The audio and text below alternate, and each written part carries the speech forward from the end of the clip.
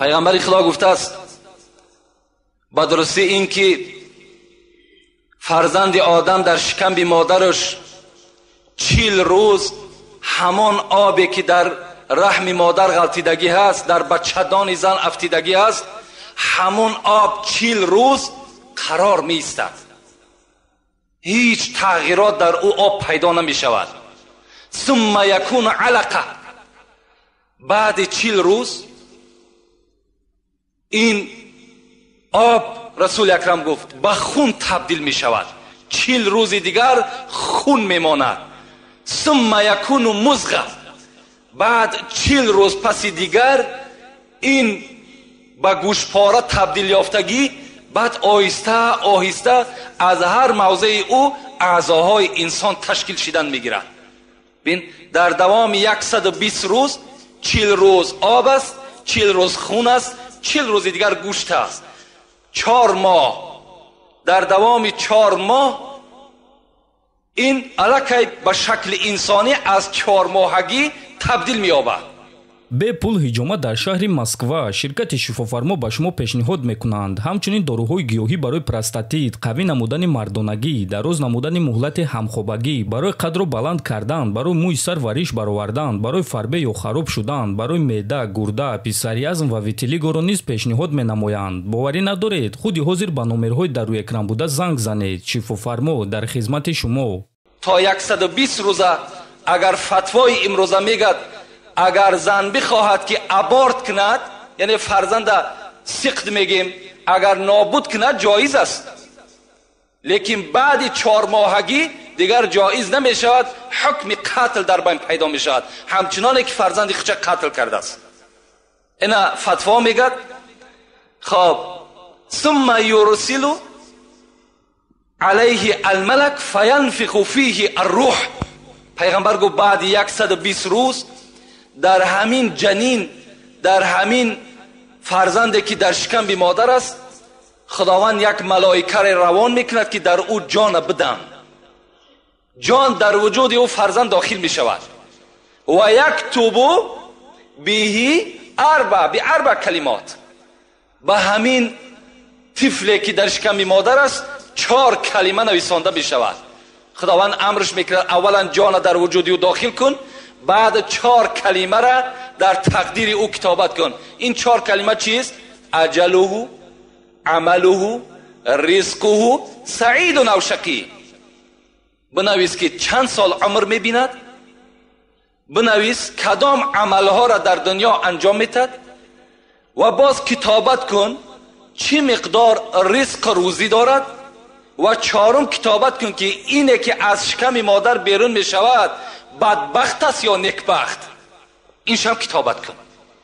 این یک حجت از نام خدا میگیرد، او را آمده در تقدیر همو انسان چکار میکند؟ می نویسد. خب این مطلب من از این حدیث چیست؟ وقتی که انسان دم آخرش میشود، بین باز 5 ملائکه نزد جان گرفتن او میآید. یکمش داخل می شود، می گوید السلام علیک یا عبدالله، ای بنده خدا، سلام و رحمت خدا بر تو. اگر بنده نمازخوان و بنده خدا ترس باشد، هم تا معامله از جانب این 5 ملائک پیش از جان دادن می شود. می گفت است السلام علیکم ای بنده خدا، انا مؤکل بارزاقک. اگرچه رزق رسانی تو خدا بود، لیکن من همان ملائکه بودم که او رزق به تو می آوردم می رساندم. فطلبت الارض شرقا و غربا فما وجدت من رزقک لقمه. امروز من تمام روی زمین دور زدم، لیکن از رزق تو ای بنده خدا یک لقمه دیگر نیافتم. رزق تو تمام شد.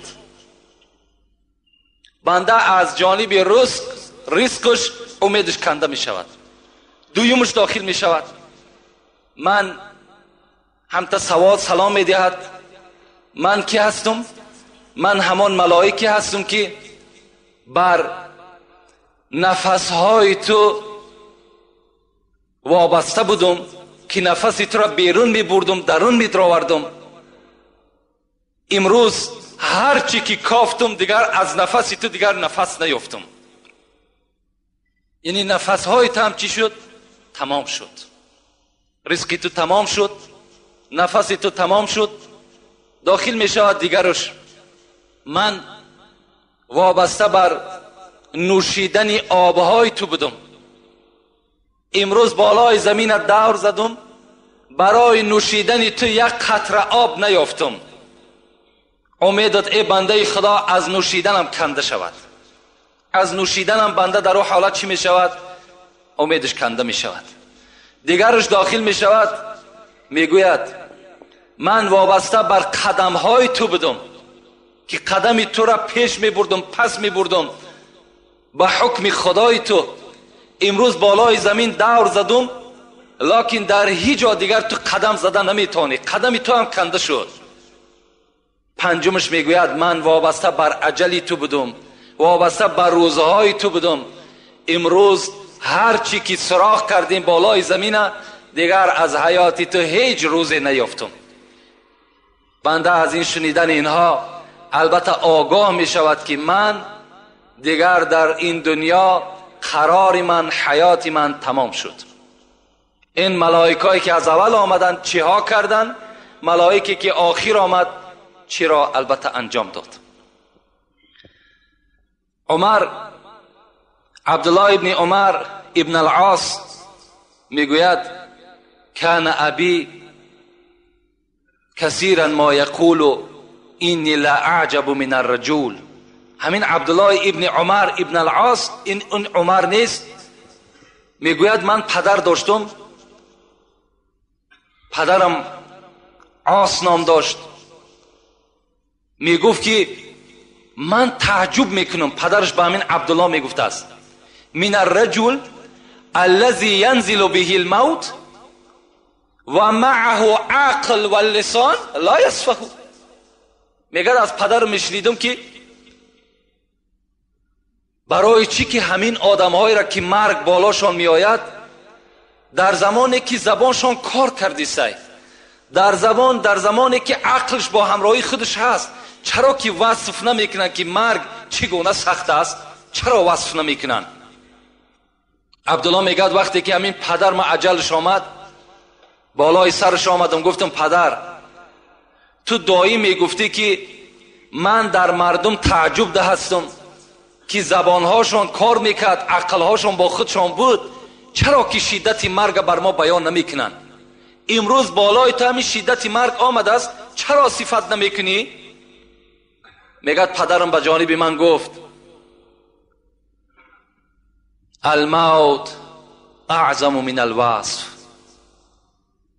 عبدالله گفت در حقیقت من میگفتم که چرا مردم وصف نمیکند، لیکن این شدت مرگ، بزرگی مرگ از وصف کردنم بالا بوده است، این را وصف کردن نمیشید است. ولکن سأوصف منه شیئا، لیکن عبدالله من بر تو کمی از این را بر تو بیان میکنم که شدت مرگ چگونه من حس میکنم. حضرت چی گفتن علی کتف جبل و رزوه. الحال گفت عبدالله من حس میکنم که من نمیدانم که بالا همین کتف من همون کوی رزوان هست یا نه، لکن حس کرده ایستادم که همون کتف من ده یک کوی کلانی که در پهلوی خانه داریم بالای کتف من است. من کتف ما جمانده نمیتونم، من همتا تصور کردیستم. و دویم چیزی که حس میکنم الروح تخرج من ثقب الابره، همون پلوشی سوزن میگه ما و شما. آیا همون سوراخی سوزن گفت دیده عبدالله؟ حس میکنم که نفس من فقط به همون سوراخی برآمدیسته. چنان یک مشکلاتی بالای من آمده است که همین شدت مرگ هم تا حس کردم بالای کتفم یک کوه هست و نفس من به مثل همون سوراخی سوزن میبراید. و فی جوفی، در شکمم باشد، شوکتون اوسج، در داخل همین روده های من حس میکنم که بوته خار مرغیلان داخل است که هر یک رگ مرا او میخلاند. همچنان گو حس میکنم. و دیگر وصفی که بر تو کنم گو عبدالله این است که من در همین زمینه که خوابم الحال زمین آسمان در بالای من نزدیک آمده است، فکر میکنم که بین این الحال من جقیده میشم. آیا همته هست؟ عبدالله که میفهمید اینها یعنی الکی در بگیم یک خیالات این بنده، الکی در روح این بنده گذشته سای، خدا همتا شدت مرگ به بنده همتا ایشان میتد، اگرچه چشم انسان او را نمیبیند. اینا البته شدت مرگ هستند، شدت موت هستند. مرگ البته آمدنی هست، در آمدن مرگ هیچ شک و شبهه‌ای نیست. شاعر عرب میگد الموت یأتی بغتة، مرگ ناگهان به سر بنده مؤمن می آید. مرگ پیشکی حجت ندارد، پیشکی یگان دستخط ندارد، یگان مکتوب روانه میکند، بلکه ناگهان به بالای بنده چکار میکند؟ هجوم میکند. در هر حالت ما و شما البته تیار باشیم. چگونه ای که رسول اکرم پرسیدند من اکیس الناس، من اکرم الناس، زیرکترین مردم کی است؟ کی است؟ از همه زیرک، از همه چقان، از همه هوشیار کی است ای پیغمبر خدا؟ و کی است از همه دیدن مکرمترین انسان در نزد خدا کیست؟ رسول اکرم چی گفت؟ گفتند من یذکر الموت،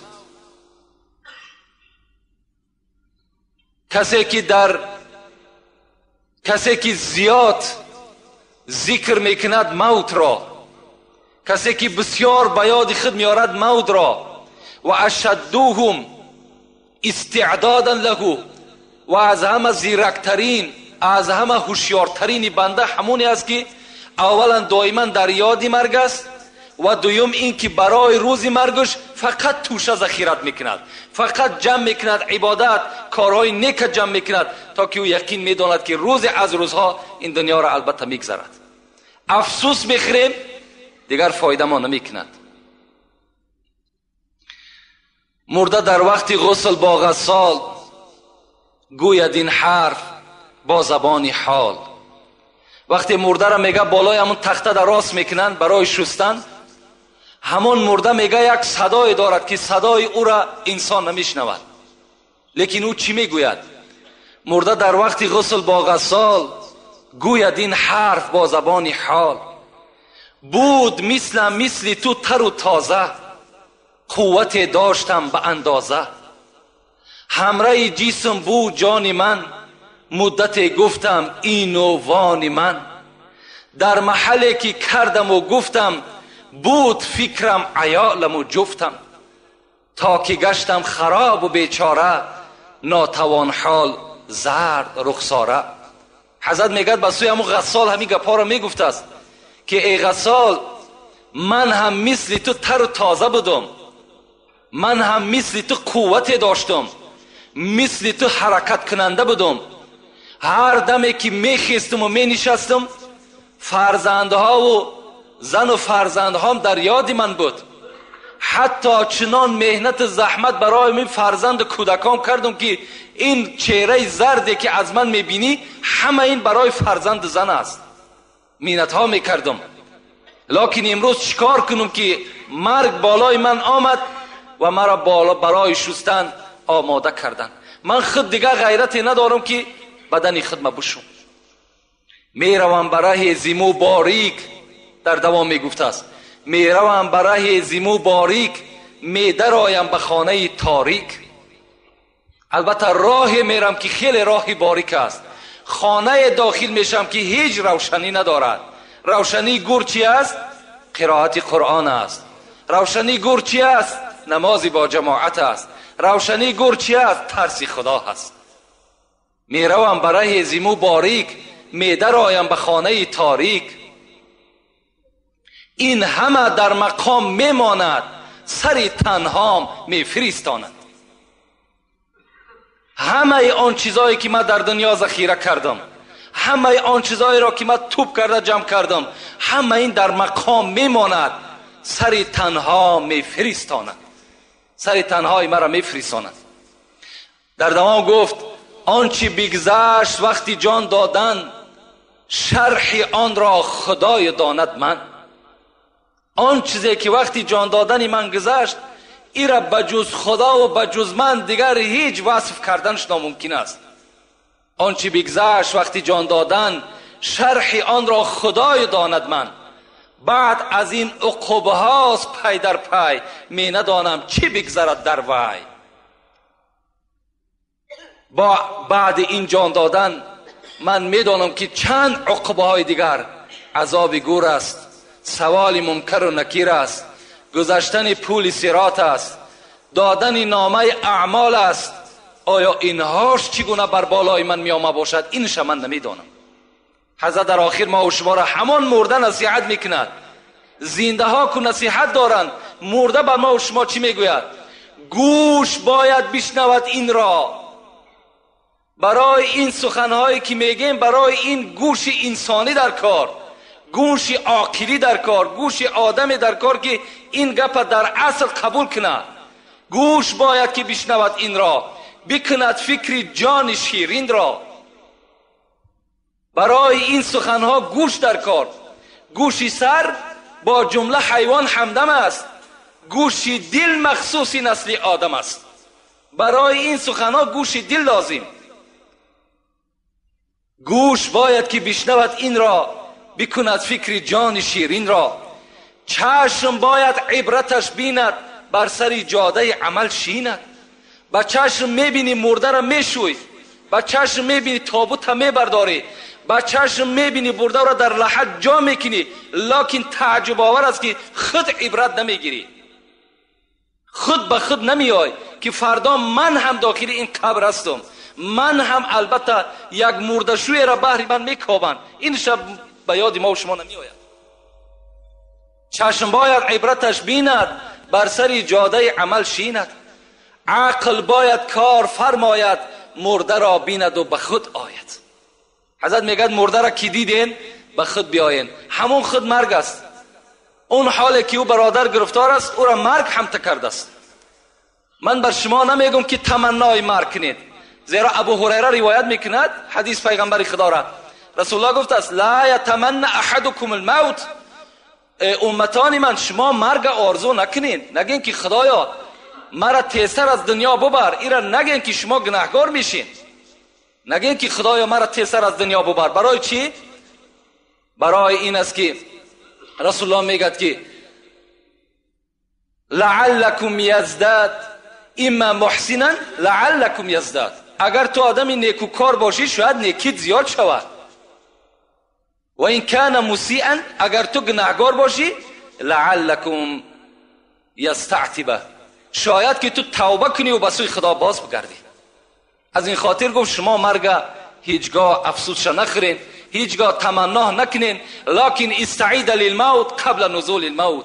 پیش از مرگ آمدن شما حتمی برای مرگ برای خودتان آماده داشته باشین. باید که تیار باشین. شما فکر نکنین الحمدلله که امروز نوابسته من بدانم که آدمی در زینه پست از دنیا میگذرد و مالدار و دولتدار و منصبدار نمیگذرد، این برای ما و شما یک افسوس است. لیکن همه میگذرد. در دنیا هیچ کس ابدی نمیماند، همه مورد سوال در نزد خدا با قرار میگیرد. حضرت یک کمی خشک میگه نان آوردن. این نماینده آذربایجان میگه وقتی که من زیر دندان میماندم، دندان من در اون نان گذر نمیکرد، نمیگرفت. لیکن عمر میدیدم آهسته آهسته میگه همون نان میخورد. وقتی که بالایی که جای نشستم فقط زمین خالی بود، چیز پرتافتگی نبود.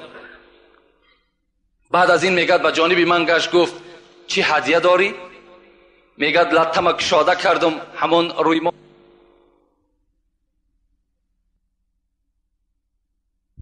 گویی هست که بغیر در شهر آذربایجان دیگر در هیچ جا پخته نمیتونند. این را فقط کیبانوهای آذربایجان پخته میتونند و این را فقط پادشاه ها میخورند، دیگر هیچ کس نمیخورد. عمر میگه وقتی نگاه کردم از این سخنهای من چنان میگه پیشانی ها رگه هاش میخیست. میگفت فقط همین مقدار است؟ گفتم بله همین مقدار است. گفت فقرای مسلمانی که بیرون مدینه زندگی میکنن اونها را که حولا میتد؟ میگد گفتم آخی این باعث شماست. میگد گفت دستمال تا جمع کن، این هدیه را برده به پادشاه بده، بگو اگر دفعه دیگر همچنان معامله به عمر میکند به خدا قسم رگهای گردنش میبرم.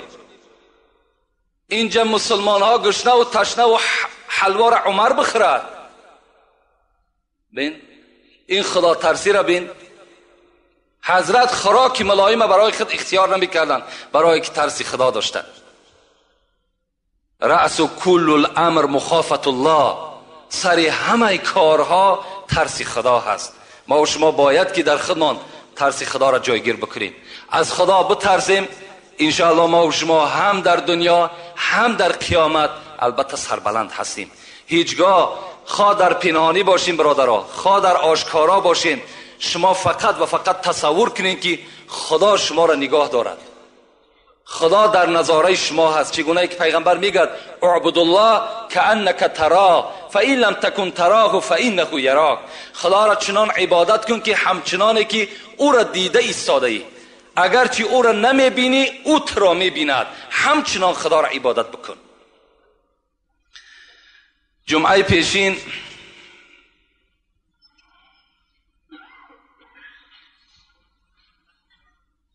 موضوع ما و شما درباره مرگ بود و شدت مرگ بود. این موضوع خیلی موضوع دراز مدت هم هست، زیرا که تمام کتابها در باب مرگ و شدت مرگ البته سخنها می رود. این جمعه هم که باشد انشاءالله این موضوع را بر شما خاتمه می بخشیم. اعوذ بالله من الشیطان الرجیم. بسم الله الرحمن الرحیم. منها خلقناکم و فیها نعیدکم و منها نخرجکم تارة اخرى. صدق الله العظیم. خدا بر ما و شما میگوید ای بندگان، شما از خاک آفریده شدید. یعنی پدر شما حضرت آدم خداوند از خاک خلق کرد. و فیها نعیدکم، شما را مادامی که من از خاک پیدا کردم میگد خدا، و فیها نعیدکم، باز شما البته به خاک مبدل میشین. خاک بودین باز به خاک مبدل میشین. و فیها نعیدکم و منها نخرجکم تارة اخرى، باز از همین خاک روز قیامت وقتی که امر به زنده شدن شما می شود، شما باز از همین خاک سر می بردارین. شما از خاک پیدا شدین، به خاک رجوع میکنین، باز از همین خاک روز قیامت شما سر می بردارین. اگر چندی سلیمانی به خاک دهر یکسانی، اگر چندی سلیمان بی نهایت بای بود، حضرت داوود بچش، اگر چند تای سلیمان باشی میگد، اگر چندی سلیمانی به خاک دهر یکسانی، و یا جمشید و خاقانی به خاک دهر یکسانی، اگر قند و عسل نوشی، اگر قند و عسل نوشی، اگر ملبوس زر پوشی، به ماهرویان در آغوشی، به خاک دهر یکسانی.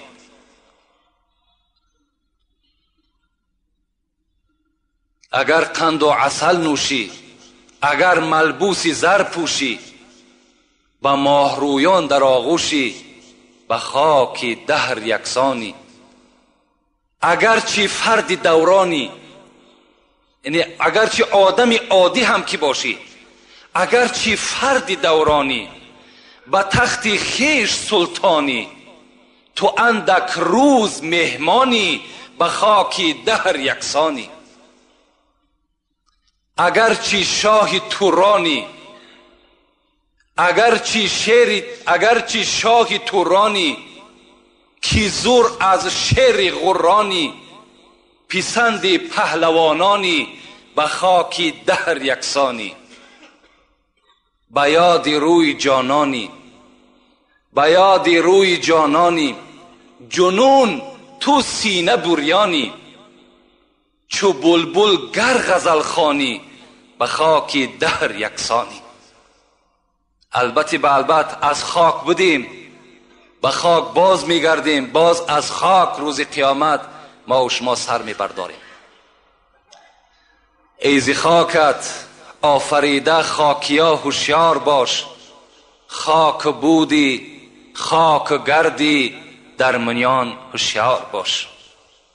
البته دنیا جای ابدیت نیست، دنیا جای نیست که ما و شما ابدی زندگی کنیم. اگر از خلاصه مرگ همین ما و شما بفهمیم، همین قدر ما و شما بفهمیم که دنیا جای ابدی نیست، همین برای ما و شما کفایت کننده است. رسول اکرم میگه کفا بالموت واعظا، برای شما داملای امر معروف کننده لازم نیست. در صورتی که آدم عاقل تابوت بیند باید که عبرت بگیرد. میگه پیغمبر تابوت برای شما داملا هست، تابوت برای شما خود مولوی هست، همون خود برای شما عبرت هست. دنیا جای ابدیت نیست. زمان پیغمبر خدا بود، رسول اکرم میگه دائم نماز با جماعت که میخواند، پس میگشت به سوی مردم نمازخانه ها را نگاه میکرد و میپرسید فلانی کجاست، فلانی کجاست. یک مرد و زن بی نهایت در پشت رسول اکرم دائما نماز با جماعت ادا میکرد. یک روز میگه رسول اکرم بین این موی سفید و این عائله موی سفید که کمپیر بودن، اینها حرکت کننده به سوی نماز جماعت بودن. امروز خدا ما و شما را تن صحت داده است، سلامتی خوب داده است، مسجدهای کشاده که باز میگم غنیمت هستند، اینها را داده است. ما و شما به این قدر نعمت خدا نمیرسیم.